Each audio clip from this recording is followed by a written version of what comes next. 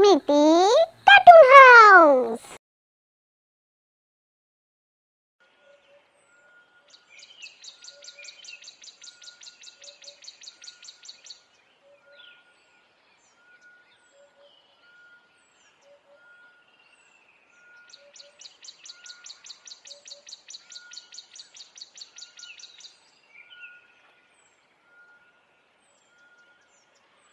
কি গো, এখনো বসে আছো যে? নেমন্তন্ন খেতে যাবে না? আর নেমন্তন্ন যেতে ইচ্ছে করে না বউ। জানি দাদা দিদি আমাদের এমন অপমান করে, আমারও যেতে ইচ্ছে করে না, কিন্তু কি করবে বলো? আজকে গেলে আজকে খাওয়াটা তো আমাদের বেঁচে যায় বলো। চলো গিয়ে ঘুরে আসি। হ্যাঁ চলো ঘুরেই আসি। সুমিতার উপহারটা নিতে ভুলো না যেন। হ্যাঁ গো হ্যাঁ, আমি নিয়ে নিয়েছি, তুমি ওসব ভেবো না তো। তবে নিয়ে শুধু শুধুই যাচ্ছি, দেখো দাদাই উপহার নেবেন না। আমাদের মতো মানুষের কাছ থেকে এমন তুচ্ছ উপহার নিতে ওদের লজ্জা লাগে। তবু এটা তো আমাদের কর্তব্য বলো। চলো আর দেরি করে লাভ নেই।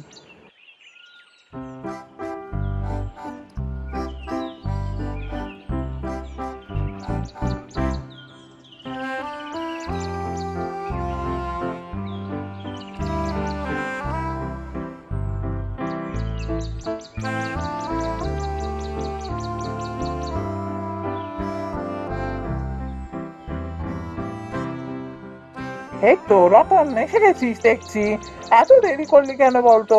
তোর বৌদি তো ভেবেছিল তোরা আর আসবি না। বেলা গড়িয়ে দুপুর হয়ে গেল, এত দেরি কেউ করে? তবে আমি জানতাম তোরা আসবি। আজকের দিনটা তো তোদের খাওয়াটা বেঁচে যাচ্ছে, তাই তোরা ঠিকই আসবি। হ্যাঁ আসলে একটু মাঠে গিয়েছিলাম তো, তাই আসতে দেরি হয়ে গেল। দাদা, এই সামান্য উপহারটা এনেছিলাম সুমিতার জন্য। না না না না না, ওসব উপহার টুপহার আর দিস না বাবা। এত জিনিস পেয়েছে, ঘরে রাখার জায়গা হচ্ছে না। এসব দেখে কি হবে বলতো? ও তোরা নিয়ে যা নিয়ে যা, এসবের আমাদের কোনো দরকার নেই। আয় আয় ভেতরে আয়, তাড়াতাড়ি খেতে বস।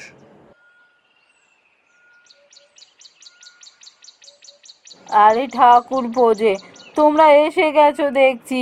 এত দেরি করে কেউ? কখন তোমাদের জন্য রান্না বান্না সব শেষ হয়ে গেছে, সব তো ঠান্ডা হয়ে গেল। চলো চলো খাবে চলো। ভালো মন্দ খাবার একটু গরম গরম খেলে ভালো লাগে, তা কি বোঝো না? চলো চলো।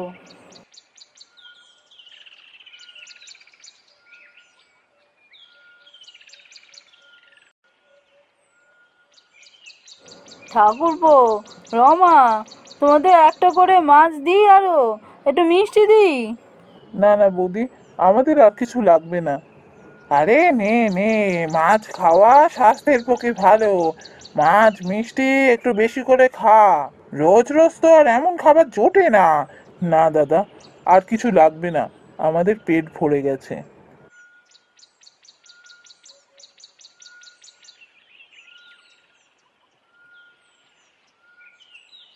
দেখেছো, এই কারণে আমি কিছুতেই আসতে চাই না দাদার বাড়িতে।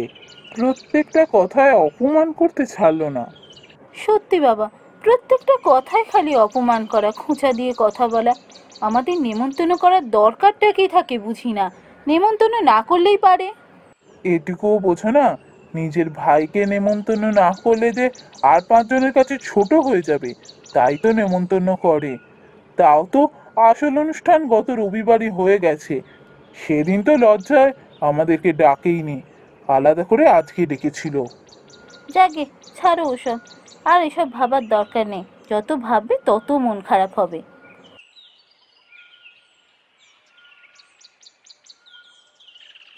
এই দেখো দেখো, ওই গাছের তলায় একটা পাখি পড়ে আছে মনে হচ্ছে না? আরে হ্যাঁ, এখানে তো একটা পাখি পড়ে আছে। পাখিটা মনে হচ্ছে লেগেছে জানো তো, উঠতে পারছে না, তাই এভাবে পড়ে আছে।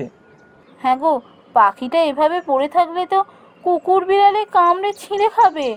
তা তো ঠিক কথা, কিন্তু একে নিয়ে এখন করবোটা কি আমরা? চলো ওকে নিয়ে বরং আমরা বাড়ি যাই। বাড়ি গিয়ে সেবা শুশ্রূষা করে ওকে সুস্থ করে তুলবো আমি।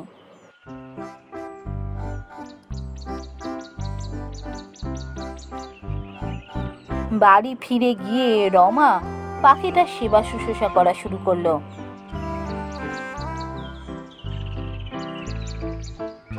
এইভাবে বেশ কয়েকটা দিন কাটলো।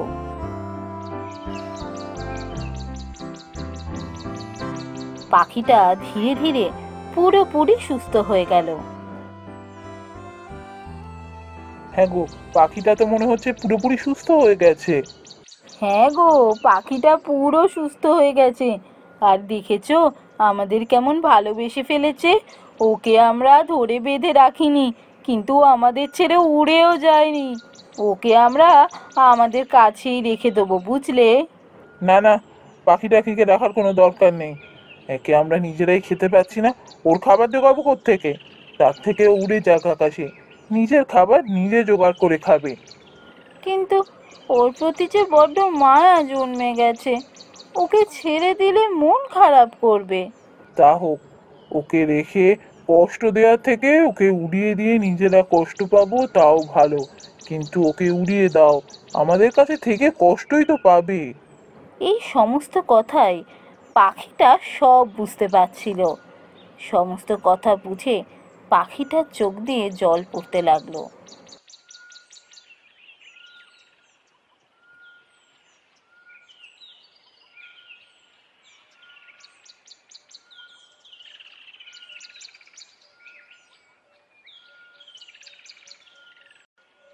হ্যাঁ গো, পাখিটাকে কোথাও দেখেছো? সকাল থেকে ওকে কোথাও দেখতে পাচ্ছি না। না তো, আমি তো কোথাও দেখিনি। আমিও সকাল থেকে কোথাও ওকে দেখতে পাইনি। আমার মনে হয় ও উড়ে গেছে। কাল আমাদের সমস্ত কথাই মনে হয় ও বুঝতে পেরেছিল, তাই আজ নিজে থেকেই উড়ে গেছে। চলে গেল? বড্ড মন খারাপ হচ্ছে জানো। ঘরটা যেন ফাঁকা ফাঁকা লাগছে। ও কিছু না, দেখবে দুদিন মন খারাপ করবে, তারপর ঠিক হয়ে যাবে।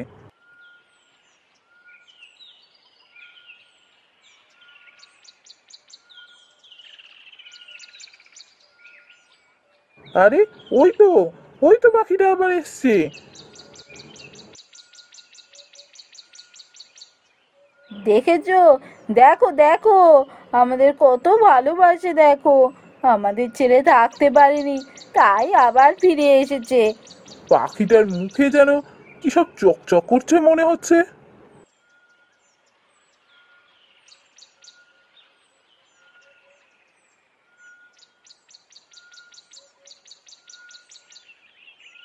আরে বাপ রে, এই তো দেখি সোনার মোহর। হ্যাঁ গো, এই সোনার মোহর কোত্থেকে নিয়ে এলো? দেখো দেখো, ও আমাদের কত ভালোবাসে দেখো একবার।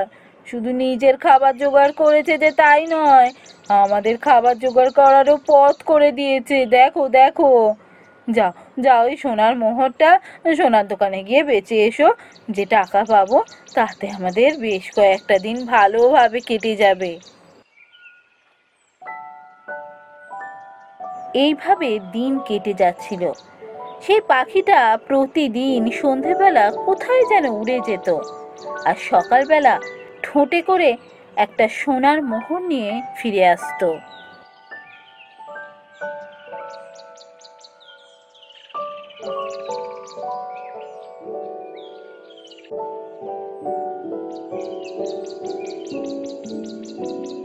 ধীরে ধীরে রতনের অবস্থা ফিরতে লাগলো। জানো তো, আমি একটা কথা ভাবছিলাম। কি কথা গো?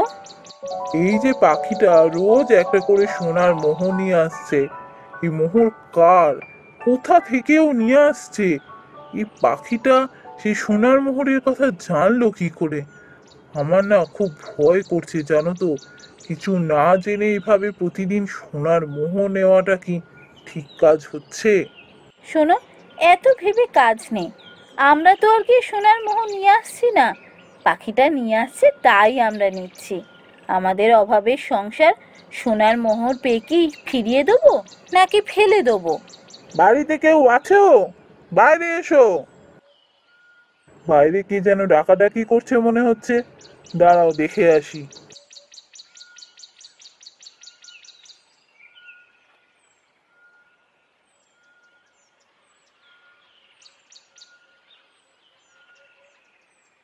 এই যে দেখি স্বয়ং মহারাজ আমার কুটিরে। মহারাজ, আপনি ভেতরে আসুন। আপনাকে যে কোথায় নিয়ে যাব, কোথায় বসাবো, মহারাজ আসুন আসুন, ভেতরে আসুন। মন্ত্রী মশাই আসুন। না না, আমরা ভেতরে যাব না, তোমাদের সাথে একটা কথা বলার আছে।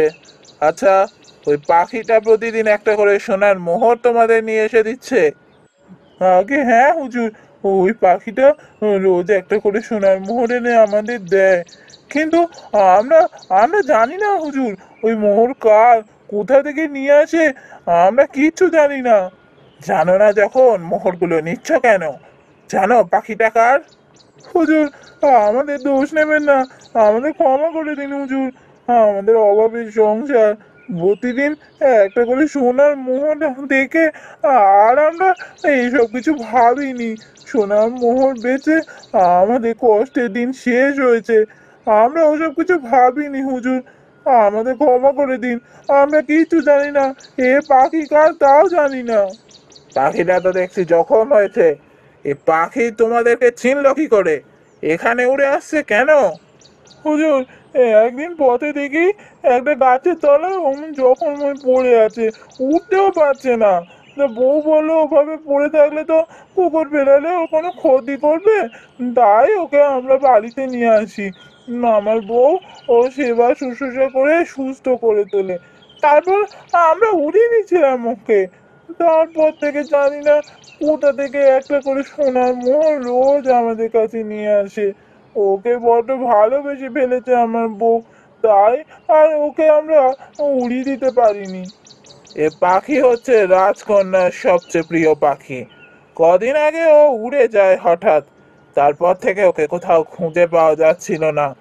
কাল রাতে হঠাৎ মন্ত্রী দেখতে পায় ও সোনার মোহর মুখে করে নিয়ে উড়ে যাচ্ছে। ওর পিছু নিয়েই আমরা এখানে এসেছি। ও হুজুর, আমরা জানতাম না ওটা রাজকুমারীর পাখি, আমরা কিচ্ছু জানতাম না হুজুর, আমাদের ছেড়ে দিন, আমাদের ক্ষমা করে দিন হুজুর। ঠিক আছে, ক্ষমা তোমাদের আমি করব, তবে তোমাদের আর এখানে থাকা হবে না। তোমাদের এবার থেকে রাজবাড়িতে গিয়ে থাকতে হবে। এ পাখির সমস্ত দেখাশোনার দায়িত্ব আজ থেকে তোমাদের।